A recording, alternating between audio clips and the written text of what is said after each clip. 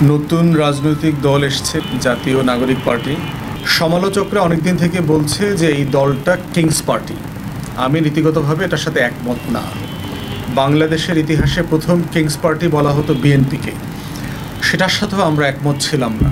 একমাত্র Kings party বলা যাবে হচ্ছে জাতীয় পার্টিকে, যার বাংলাদেশে কোনো রাজনীতি নাই, বাংলাদেশের রাজনীতির বিনির্মাণের জন্য যে 2 আনার পরিশ্রম দেন নাই, কিন্তু ভারতের তাবেদারি করেছেন বারবার। বাংলাদেশের সবচেয়ে জনপ্রিয় প্রেসিডেন্ট জিয়াউর রহমানকে হত্যা করবার সাথে এরশাদ জড়িত ছিল, যদিও তাকে তিনিই সেনাপ্রধান বানিয়েছিলেন। অতএব সেই জায়গাতে ভারতের রাজনীতি করা, বাংলাদেশের বিপক্ষের রাজনীতি করা, আওয়ামী লীগের বি টিম হিসাবে 16 বছর গাদ্দারি করা, ভোট গণতন্ত্র ধ্বংস করবার যে রাজনীতি, সেটা জাতীয় পার্টি করেছে। অতএব বাংলাদেশের একমাত্র কিংস পার্টি হচ্ছে জাতীয় পার্টি। এবং তার যারা ল্যাসপেন্সার আছে, 14 দলীয় ল্যাসপেন্সার, নতুন নতুন আরও ছোটোখাটো কিছু কিংস পার্টি করবার চেষ্টা করা হয়েছে। 111-এর সময় আমরা দেখেছি, তারপরে হচ্ছে গত ডামি নির্বাচনের আগে আমরা দেখেছি বিএনএম বিএসপি নামক ফাউল পলিটিক্যাল পার্টি তৈরি করবার চেষ্টা করেছে গোয়েন্দা সংস্থা। সেই বাস্তবতা আছে। প্রশ্ন হচ্ছে কিংস পার্টি হবার যে চরিত্র, সেইটা জাতীয় নাগরিক পার্টির মধ্যে আছে কিনা।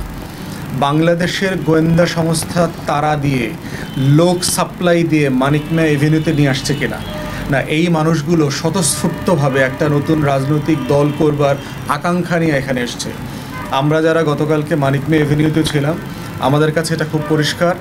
বাংলাদেশের আনাচে কানাচে থেকে যে হাজার হাজার তরুণ যুবকরা এসছেন, তাদের মধ্যে টাকা দিয়ে মানিক মিয়া এভিনিউতে আসা অথবা বিরিয়ানি খাওয়ার লক্ষ্য নিয়ে মানিক মিয়া এভিনিউতে আসার কোনো লক্ষণ আমরা দেখি নাই। বরং আমরা দেখেছি এটার মধ্যে রয়েছে স্বতঃস্ফূর্ততা, আকাঙ্ক্ষা, নতুন প্রজন্মের নতুন রাজনীতি বিনির্মাণের যে স্বপ্ন, সেগুলো রয়েছে। গণ অভ্যুত্থানের সময় আমরা দেখেছি। তারপরে কথা হচ্ছে যে কিংস পার্টি হওয়ার আগেই গত গণ অভ্যুত্থানে জুন জুলাই আগস্টে বাংলাদেশের তরুণ সমাজ যে সুপ্রিম স্যাক্রিফাইস করেছে, যে ত্যাগ করেছে, 1400+ শহীদ হয়েছে, হাজার হাজার তরুণ যুবকরা প্রতিবন্ধী হয়েছে, অন্ধ হয়েছে, তাদের এই লড়াই সংগ্রাম ত্যাগের মধ্য দিয়ে তাদের রাজনীতি করবার এবং রাজনীতি বিনির্মাণ করবার বয়ান এবং বৈধতা তৈরি হয়ে গেছে। অতএব যার রাজনীতি করবার বৈধতা তৈরি হয়ে গেছে, তিনি কোনোদিন কিংস পার্টির অংশীদার হতে পারেন না। তাহলে এখন প্রশ্ন আছে যে তাহলে এই বিভিন্ন জেলাতে ডিসি বাস অ্যাকুইজিশন করেছে অথবা পুলিশ এক্সট্রা প্রোটোকল দিয়েছে, এগুলোকে কীভাবে ব্যাখ্যা করা যাবে? দেখেন, এটা কি সার্বিক চিত্র কিনা? নাগরিক কমিটি অথবা বৈষম্য বিরোধী ছাত্র আন্দোলন সারা জেলার ডিসি এসপিদেরকে এই কাজটা করতে বাধ্য করেছে কিনা, এইরকম কোনো এভিডেন্স আমরা দেখি নাই। পিরোজপুরের একটা ঘটনাকে আমি মনে করি একটা আইসোলেটেড ইভেন্ট। যদি এটা প্রত্যেকটা জেলায় ঘটতো, সরকার, প্রশাসন, হোম মিনিস্ট্রি, স্বরাষ্ট্র মন্ত্রণালয়ের পক্ষ থেকে চিঠি দিয়ে বলে দেওয়া হয়েছে যে ডিসিএসপিদেরকে এইভাবে করতে হবে, ওইভাবে করতে হবে, মানিক মিয়া এভিনিউ মহাসমাবেশ সফল করতে হবে, তাহলে তো সরকার আরও লোক আনতে পারত বিরিয়ানি খাওয়ার কথা বলে। পুরো সংসদ ভবনের চত্বর, পার্ক লোকে লোকারণ্য হয়ে যেত। সেটা হয় নাই তো। তাহলে এই বাস্তবতায় আমাদেরকে দেখতে হবে যে গাড়ির রিকোয়েজিশন অথবা সরকারের অংশগ্রহণ এখানে কত অংশ ছিল এবং সেটা সার্বিক কিনা।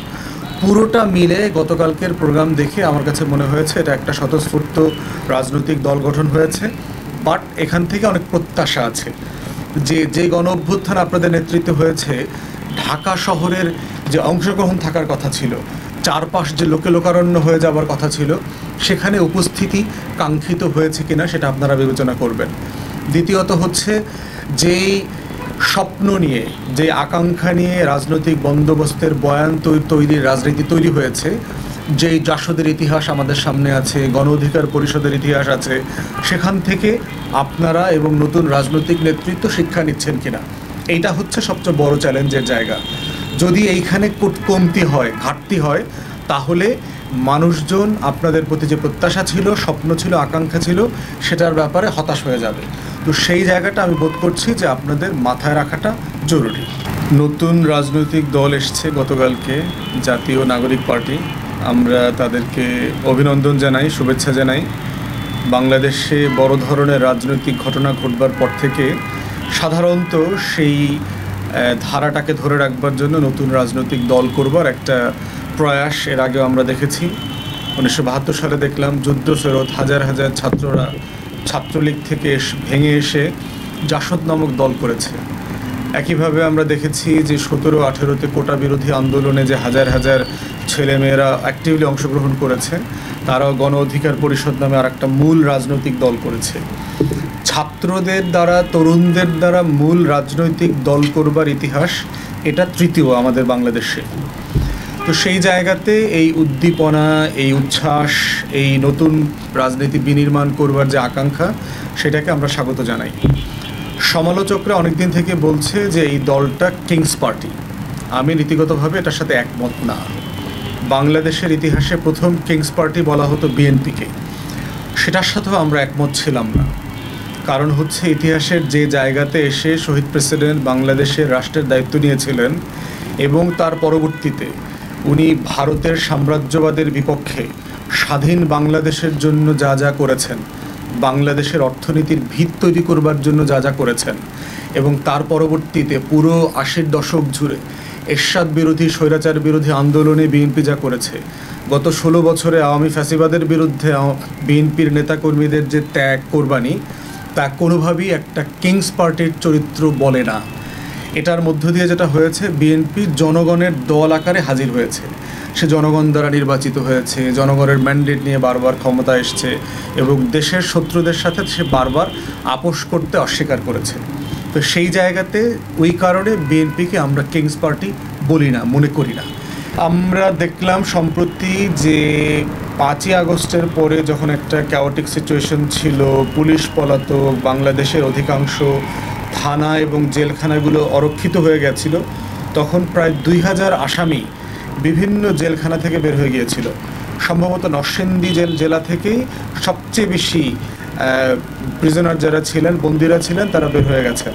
এর ভিতরে অনেককে পুলিশ গ্রেফতার করেছে, অনেক বন্দি নিজ দায়িত্বে এসে পুলিশের কাছে আত্মসমর্পণ করেছে, আবার অনেকে এখনও পলাতক রয়ে গেছে।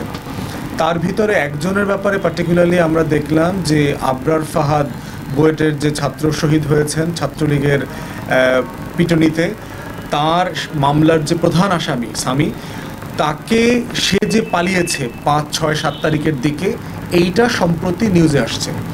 একটা গুরুত্বপূর্ণ বিষয় হইল যে অনেকের নিউজ আসে নাই, তো তারটা আসলে আসলো না কেন?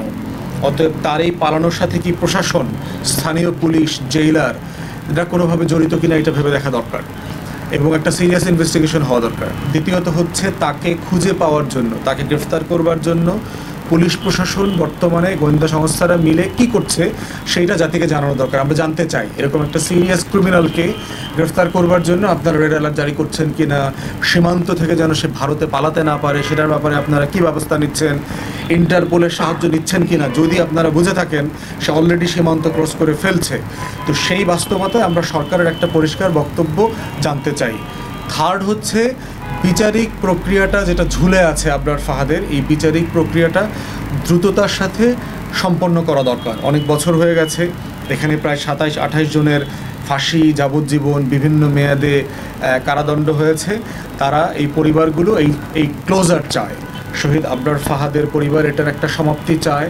তার ছোট ভাই এটা নিয়ে ফায়াজ রীতিমতো লেখালেখি করছেন, প্রতিদিন ফেসবুকে স্ট্যাটাস দিচ্ছেন, এবং এই পরিবারের যে কষ্ট আছে, দুর্দশা আছে, সেটাকে অ্যাড্রেস করবার জন্য আমরা বোধ করছি অন্তর্বর্তীকালীন সরকার ইমিডিয়েটলি ব্রিফিং করে তাদের অবস্থান পরিষ্কার করবেন।